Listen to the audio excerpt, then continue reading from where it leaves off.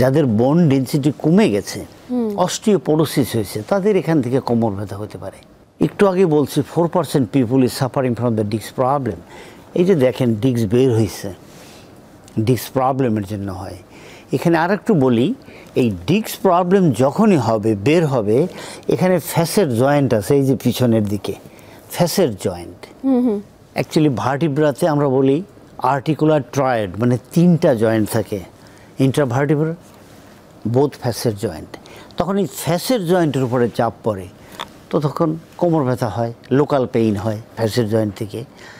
এই জন্যে কোমর ব্যথার কারণ অসংখ্য। যেমন ধরুন আপনি বসে আছেন, এখন উঠতে গেছেন, হঠাৎ করে আপনি ব্যথা পেলেন, তীব্র ব্যথা, আর এখন লক হয়ে গেলেন, আপনি আর সরতে পারেন না। আর একটা ব্যাপার আপনাকে বলি, ওয়াশ বেসিনে সকালে যখন আমরা মুখ ধুই, অনেকেই মুখ ধোয়ার পরে, ব্রাশ করার পরে একটু কাশি দেয়, এরকম কাশি দেয়। সে সামনের দিকে ঝুঁকে আছে এবং কাশি দিচ্ছে, এটা ঠিক লাম্বার রিজনে গিয়ে এটাকে পুশ করে, কাকে? ডিস্ককে পুশ করে বের হয়ে আসার জন্য যখন কাশি দিই, অনেকে কাশি দেওয়ার পরে হা হা করার পরে সোজা হতে পারে না।